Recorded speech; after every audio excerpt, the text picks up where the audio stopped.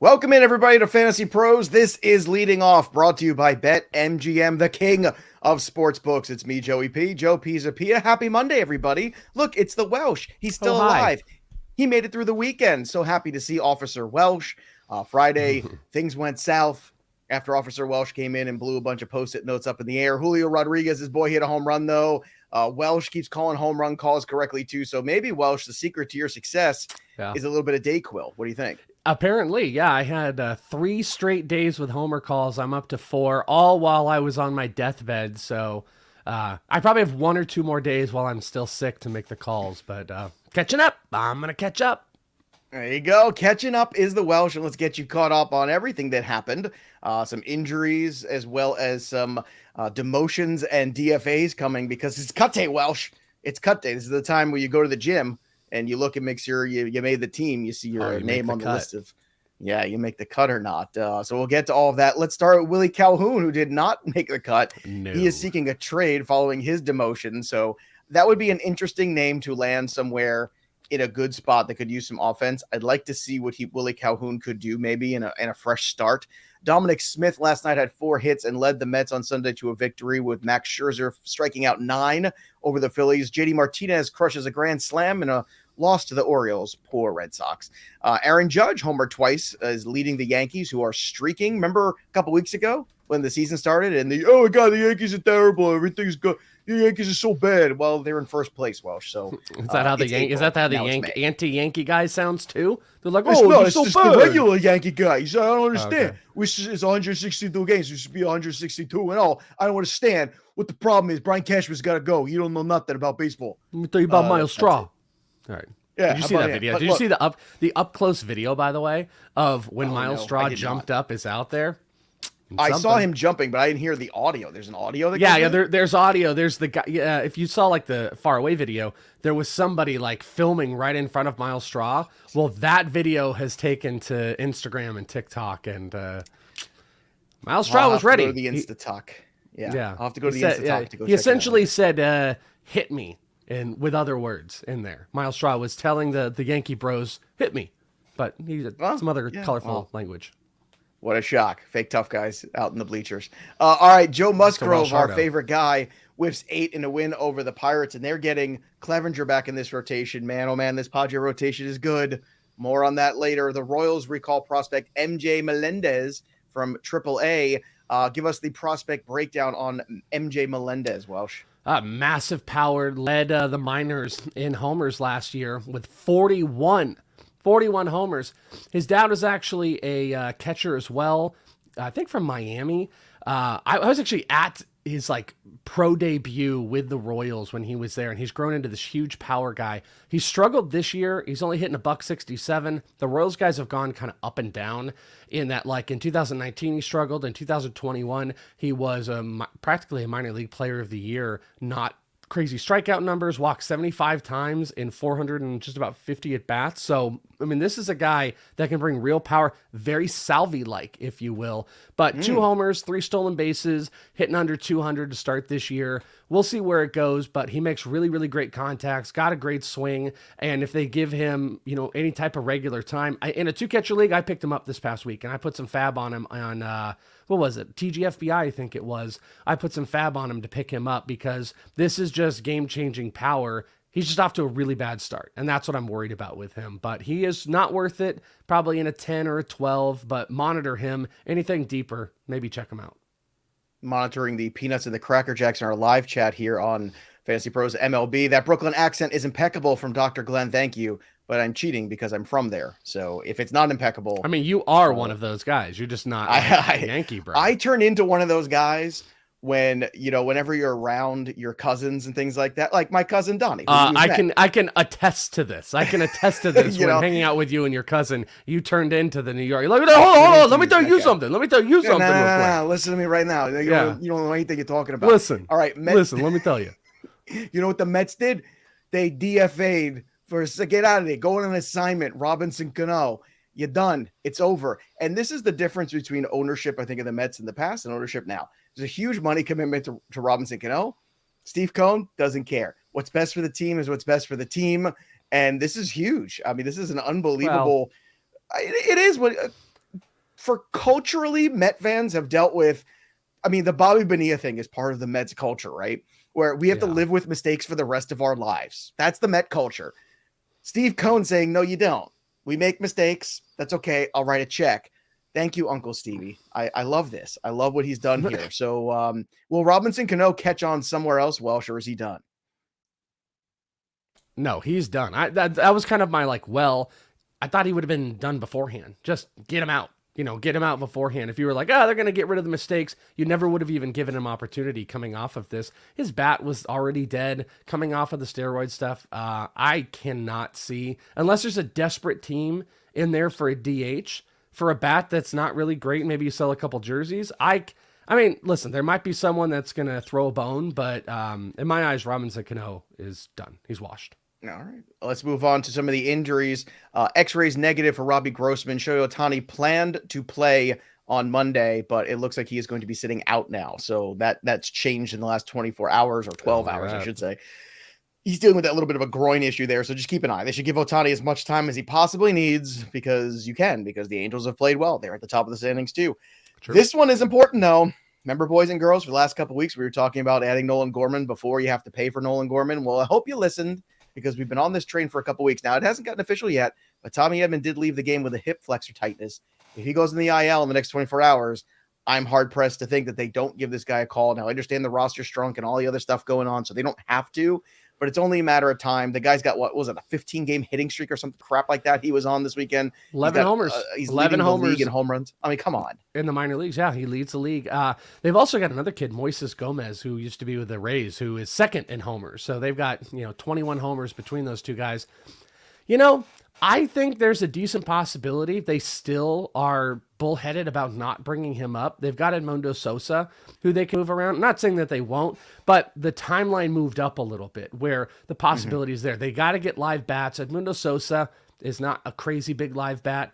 DeYoung has struggled. I'm hopeful. You should pick him up to speculate, but be ready that you might have to drop, or maybe they don't make the move because they've continuously not wanted to make this move. They kept saying, they're like, we keep hearing about Nolan Gorman down there, but, we need these major league guys now. And why would we, their big thing was, why do they want to get a great Tommy Edman off of second base and move him to short or something like that? This is an opportunity. I'm just not sure they will. As someone in the chat pointed out, he's still striking out at a pretty heavy clip. So monitor it, but you should be picking him up because it's game-changing power. Mr. Buster is raining on my parade this morning. He's saying Gorman's still striking out 30% of the time. I know. Who cares? So is everybody else.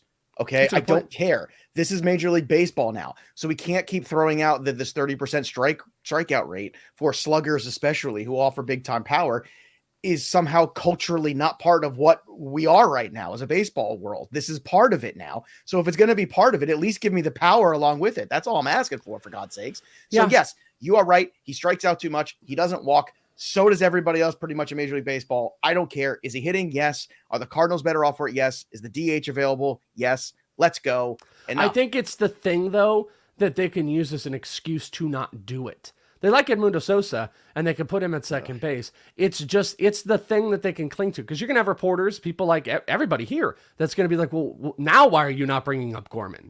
This guy leads minors in homers. He's a phenom at 22 years old. He's been playing second base now for about a year. What's the reason now? And they go, well, he's striking out a whole bunch.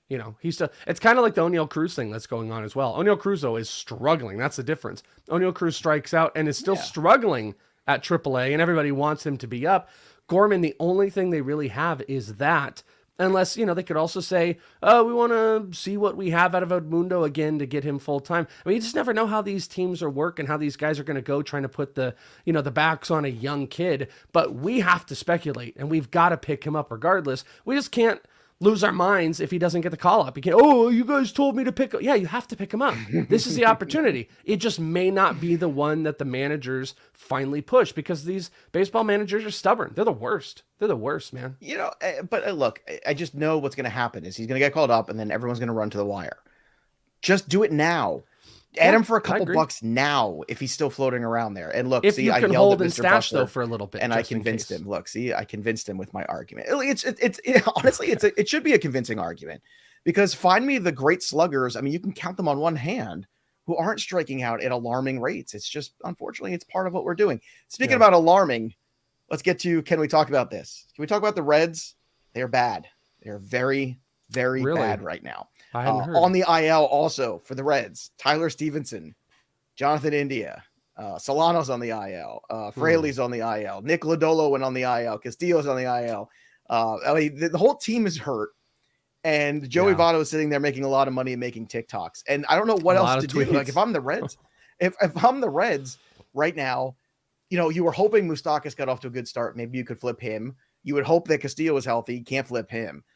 Right now, in terms of DFS, in terms of setting weekly fantasy lineups, in terms of prop bets, I'm going to hammer the Reds for as long as I can. Welsh, what are your thoughts on this horrendous beginning of the season for the Cincinnati Reds? I'm with you. It's kind of like what I was doing with the Diamondbacks at the beginning of the year. Just take the team and the pitcher that's going up against them.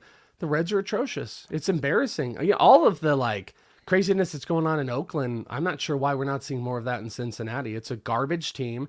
To be fair for them, I suppose they attempted a few things. They could say, oh, we didn't have Castillo, and we did bring in Tommy Pham and stuff like that, but it's embarrassing how they put this together. And the other problem is they just don't have a lot of stuff to bring up. They don't have they designated, remember Aristides Aquino? Well, they had the pitchers. They brought up Lodolo and Green, then Lodolo got hurt immediately. So, I mean, they have the pitching, but you're right. From a position standpoint, it was India. And then, this is what happens when you whiff on number 2 overall picks with guys like Nick Senzel. When you're in a top 5, you better come away with a player that's going to be in your lineup for 10 years and being a productive player. That's the goal. Also making the right trades. But also making the right trades. Look at teams like, Minnesota. Minnesota traded 2 months of Nelson Cruz to get what I think might now be, our bold prediction show cares what we say, but bold predictions, I was like, oh, Bobby Witt. Joe Ryan, to me, looks like the front runner for AL Rookie of the Year, which, by the way, I would go take a look at your books because he might be around plus 600. They got him for 2 months of rental service. That's a good scouting department and bringing in the right bodies to be able to get you serviceable time. The Reds don't have that. Aristides Aquino, everyone was like, oh, we're super excited. And then he's gone. They designate him for an assignment this week. They don't have great live bodies to put this team together. So I agree with you. I would be hammering against at every opportunity I have. Yeah, a lot of people asking me, Joey Votto, people were asking, should I pick up, Eric Hosmer's still out on the waiver wire. Should I drop Joey Votto for him? And I said, yes. Yeah. Why not? It's not like the Reds lineup is going to get markedly better even when everybody gets healthy. It's going to improve. Joey Votto will improve. He's still good of a hitter. But the other problem is Joey Votto can't be moved. That contract. Yeah, that's what I was just about to say. It's not like not like we can play the game where it's like, oh, hey, guess what? Votto could be with the Yankees in 2 months. No, he can't. He's stuck here. He's not moving. Yeah, unless the Reds ate 50% of that contract. And they might. If there's a team that's desperate for, look, Joey Votto, good dude, good defender still, can still hit. If you put him in a nice short, if you put him on the Yankees, it's not where he's going, but I'm just saying you don't need him anymore. You got Rizzo. But if you put him in a good situation, there's every reason to believe that Joey Votto can help. And I would like to see Joey Votto in a playoff. That'd be fun to see. But you know what?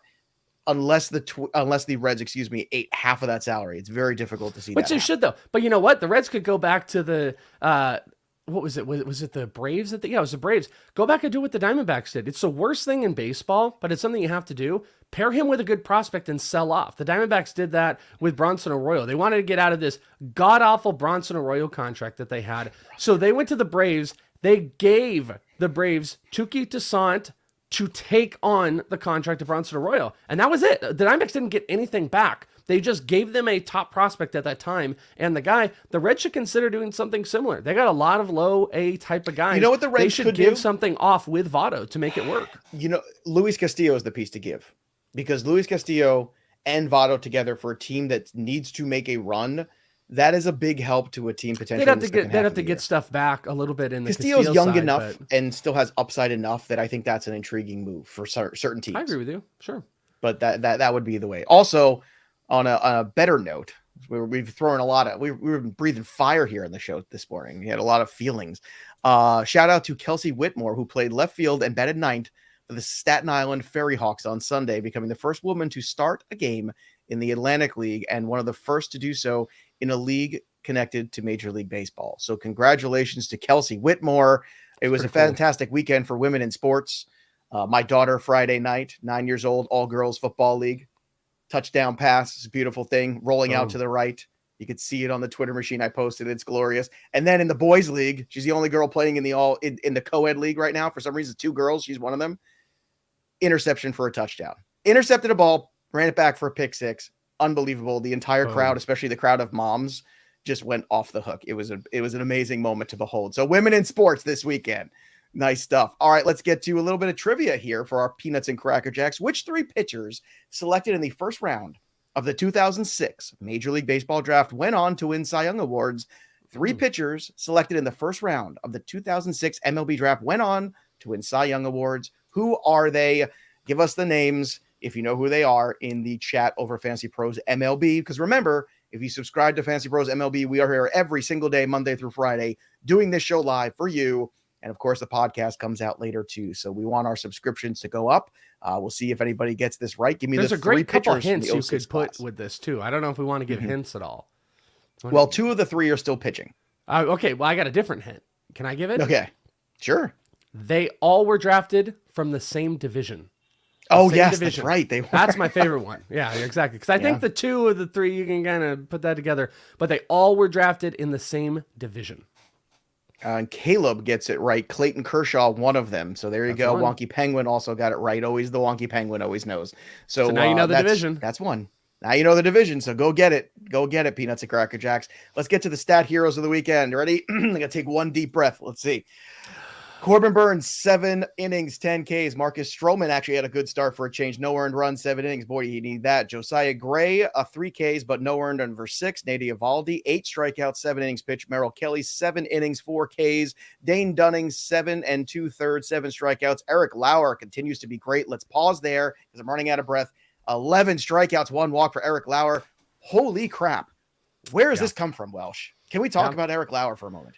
Successful fastball. Our boy Nick Pollock, I don't want to steal his stuff, but he had posted out about with 50, I think it was 50 attempts or more on a single pitch, that Eric Lauer has the highest swinging strike percentage of any fastball, any 4-seam fastball in Major League right now. And he upped that bad boy. And that's it. You know, you have solid secondaries with the most, I mean, you know, the fastball is, here's the other thing. The fastball is not the strikeout pitch as much as, you know, we feel like it is out there. It's not the big punch out, or, you know, it's sometimes the setup to get there. It might be that final pitch that you can throw out, especially if you're a big, you know, 101 mile an hour guy. But a lot of fastballs are there to set up the major swinging strike pitch, you know, the changeup or the curveball or the slider or something like that. And Lauer's out here rocking the most successful swing through fastball in baseball, and we've seen the Brewers do this from time to time. So this guy was a former Padres prospect as well. So, you know, a lot of good tutelage out there. I don't know how much I buy like if all of the success, because I haven't done enough digging in, if all of the success is built around just a 4-seam fastball, I don't know about the sustainability of that, like long-term to keep going where he is. But, you know, you've mentioned this a couple times before.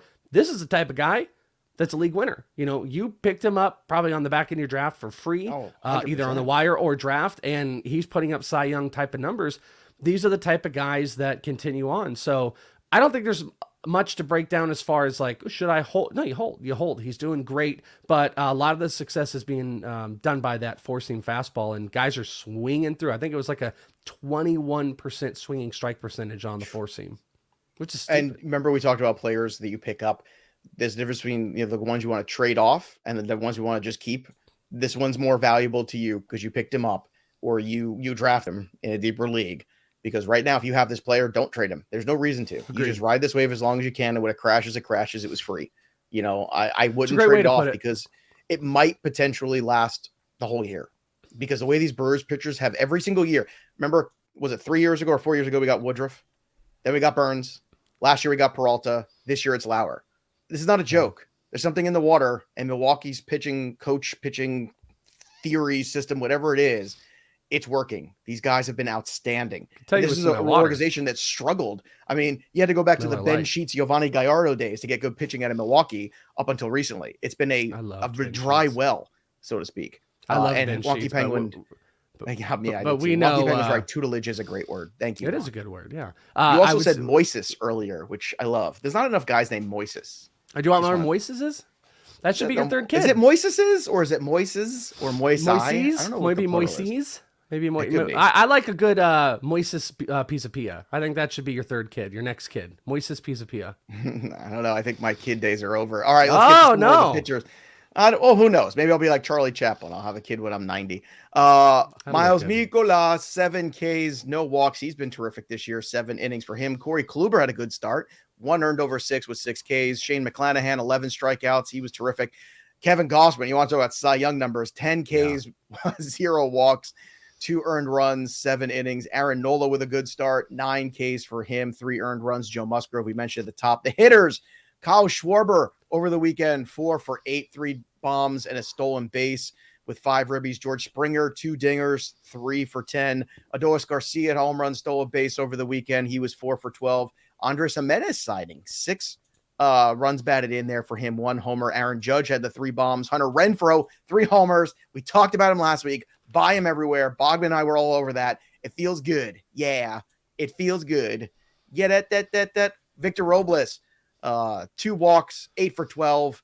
He had a double, 5 RBIs. Jordan Alvarez had a good weekend with 2 homers. Christian Yelich, 2 homers. Now let's talk about Yelich for a moment, because Yelich is this weird enigma where we keep waiting for him to actually get to a plateau and sustain being good. So do you think we're getting closer to that sustained goodness from Christian Yelich? Yeah, I mean, he looks more dialed in. But this is also why you bet.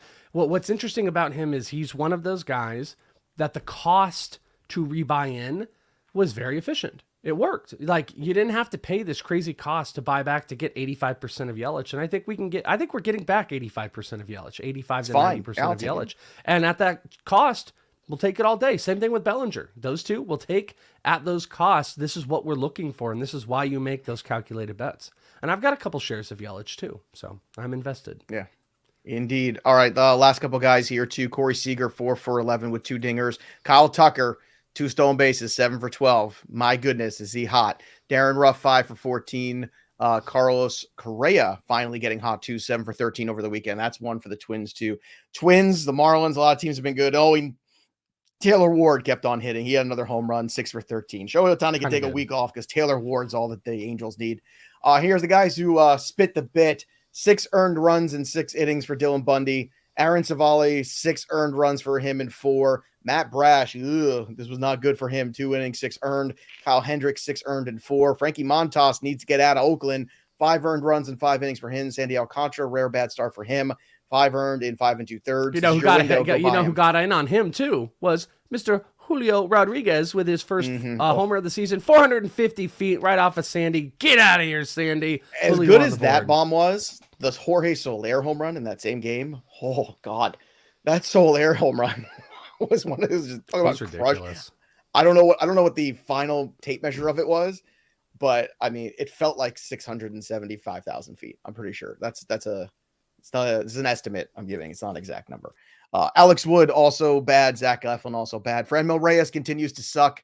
1 for 10, 7 strikeouts. What's wrong with the Fran? Put him to pasture. I don't know what to say in here.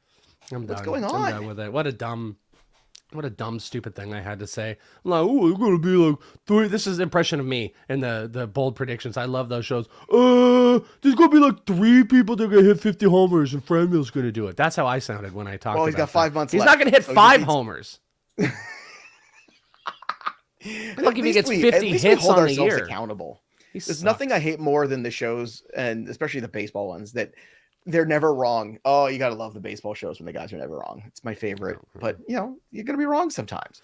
Brandon Marsh, literally built around being wrong. The game is literally 0 for 9 with the most wrong. I know. Sorry. That's all right. Well, it's still time. You can still hit 30. Brandon Marsh, 0 for 9 with 7 Ks. That's worrisome to me.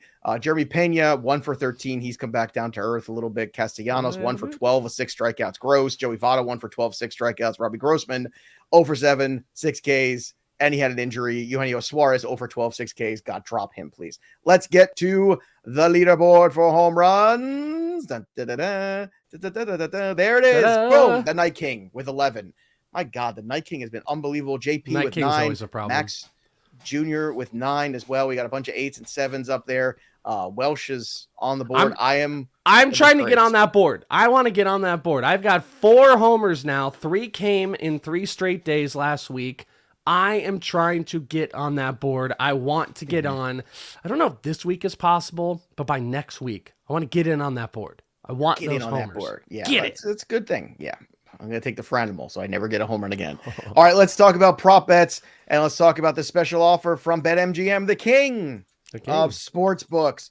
Bet $10, win $200 on any game, regardless of the outcome. Sign up today. Download the BetMGM app or go to betmgm.com and enter the promo code leading off, one word, leading off on BetMGM, and just bet $10 to win $200. Here's what I like today. I like Mike Trout total bases on DK, 0.5. That's pretty good. You're getting minus 155. The juice is bad, but it's worth the squeeze with Trout. Giancarlo Stanton, 1.5 on the total bases too. I like some of these Yankees here. I got a bunch of Yankee props. Stanton at the 1.5 on DK. You're getting plus 135 on that. That's a great number on the Stanton one. If he goes yard or has a double and has a decent night, boom, plus 135. Aaron Judge, same thing, total bases. He is even money at 1.5.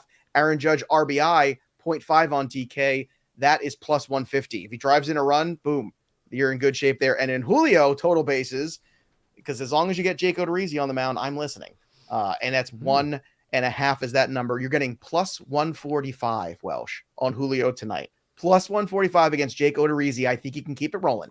And the total base is high. It's 1.5, but still. Also, by the way, Mitch Haniger is going to be missing a significant amount of time. So that certainly hurts that Seattle lineup. But hopefully Julio can pull things together. Anything pop for you? I saw you might have put a couple things in here for the prop bet market. I point out too, my last two props I have. Sorry, undid my headphones. My last two parlay props I've hit, where I've given you two guys and I've gotten both of them. This time I like two strikeout props. There's a couple hitting ones I like. I'm kind of tempted in George Springer, though he doesn't have a great history against Jordan Montgomery. But the two pitching props I really like today. Dylan Cease strikeouts. It's a pretty big number, 7.5. It's even money, but I will take the over because he's a strikeout monster. And Zach Gallen against his former team, 5.5 over. It's minus 118, but it is against the Marlins. Strikeout Central. Love the Zach Gallen one, and I love the Cease one. Both would be even plays, and I would be comfortable putting them together too. Sprinkle a little bit on that and see if you can get some big money. Speaking of line movement and stuff like this, Joe Ryan right now, plus 650. I know on FanDuel, it's kind of a consensus number 2 on Betting Pros for Rookie of the Year in the American League. I'd bet that right now. Even if you want to throw $15 on that, just bet it now. See if it goes to 3-1, then you can put a 50 spot on it. I think now's the time to get in on that. Yeah, I think it's time to hedge a little bit of the Julio and the Bobby Witt because Joe Ryan's been so good. I've been hesitant, but after April, I'm less hesitant. Also, did you notice the Cy Young American League favorite has changed, Welsh, over the weekend? I don't know if you know who that is now, but it's Justin Verlander plus 700. Remember when he was 25-1 and we bet him, or at least I bet him. And then I bet him again at 13. Now he's 7. If he has another month like this in May, could be 4. I mean, Gossman's in this conversation, there's no doubt. Gossman has 41 strikeouts and 0 walks on the year. So that's kind of good. It is. It's kind of great. But the problem is, but he's at plus 700. Gossman's at plus 750. Bieber's at 700. Cole's at 752. Cease is at plus 1,000. He's not the same name as Verlander. I agree. It's going to take so much more for Gossman to win. It's going to take so much more for Gossman to win it than Verlander coming back. It's a media award, boys and girls. It's a media award. You want a good story. Robbie Ray was a good narrative last year. All right, let's get to some of the DFS plays tonight. Pablo Lopez has been unbelievable. He's 10K on DK. I'd go right to that well for cash, for tournament, for anything. He's been so good. He's got a good matchup against Arizona. 10.5 over on FanDuel. Just lock it in. You can go and choose your color with the Mets and the Braves here. It's a big series this week. Bassett at 9.6 on DK, Fried at 9.3 on DK. Over on FanDuel, you got Fried at 9.6, Bassett at 10. You can kind of interchange them if you want on FanDuel, take a shot. But this is a 4 outcome game. I'd rather just go to Pablo Lopez tonight. And in terms of secondary arms, I mean, you can go with a Drew Rasmussen at 8.3. I like that. I think that's an interesting one too. I think that would be my secondary arm at DK tonight. He's also 8.2 if you want to play him in tournaments tonight too. He's had some good starts.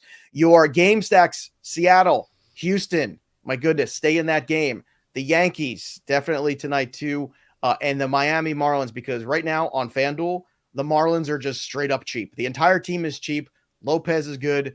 I know you like Gallen. I don't care. I'm going to try for the Marlins because they're just cheap. Jorge Polanco on FanDuel 2.9, Kepler 2.8 for the Twinkies, Adam Frazier also for the Mariners 2.7. Over on DraftKings, Max Kepler 3.4 and Julio Rodriguez 3.7. So that's what we got. So Welsh, where are you going for your home run call tonight? Who you got? I am going to go over to Toronto, and I'm not going to go with Vladimir Guerrero Jr. I'm going to go with Bo Bichette.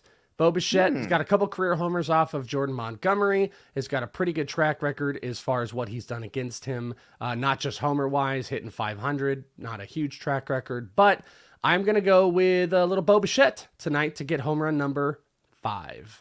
A little Bo Bichette. I'd like to get home run number 2. I'm going to go with Ty France. That's what I'm getting. I'm just throwing caution to the wind here. There you go. Ty France has been really good. Give me some Ty France. Like the ballpark factor for him tonight against Houston. Odorizzi is a hit machine in terms of giving up hits. So I'm going to go that right. Bogman's going Goldschmidt, I believe, if he put this in, or if that's from last week. I don't know. I can't imagine he put this in. He's not awake yet. I mean, you never know. He might have done it last night. You never know. I'll leave it there just in case in perpetuity. And Mike Mayer going with Luis Robert tonight, I believe. So there you have it. If you want to make your home run calls, head over to our Discord, fantasypros.com/chat. You can get in on this. Look, I know it seems insurmountable. It is not. Also, I spoke with Blaine. We've confirmed the winner of the home run contest this year is going to get a big time prize. We've confirmed what the prize is.